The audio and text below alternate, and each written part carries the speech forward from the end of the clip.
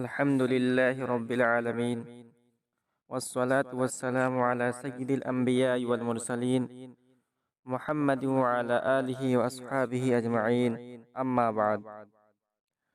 عزیز طلبہ، فارسی کی اکثر کتابوں میں بود اور بوت کا لفظ کثرت سے استعمال ہوتا ہے، اور اکثر ہم ان عبارتوں کو پڑھتے وقت کنفیوژن اور شک میں پڑ جاتے ہیں کہ یہ لفظ بود ہے یا بود۔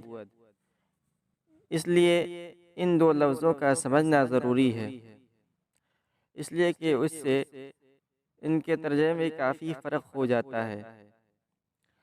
تو اسے آپ یوں سمجھیں کہ لفظ بود یا بود یہ دونوں مشتق ہیں، اور اس کا مصدر ہے بودن، جس کے معنی ہے ہونا اور رہنا، اور اسی سے ماضی مطلق ہے لفظ بود، جس کا ترجمہ ہوگا تھا، اور لفظ بود اسی سے مضارع ہے، جس کا ترجمہ ہوگا ہے یا ہوگا۔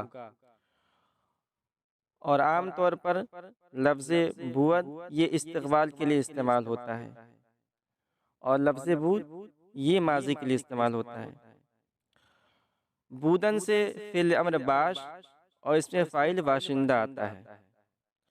تو آج کے اس سبق میں ہم نے یہ جانا کہ لفظ بود یہ ماضی ہے، جس کا ترجمہ ہوگا تھا، اور لفظ بود یہ مضارع ہے، جس کا ترجمہ ہوگا ہوگا۔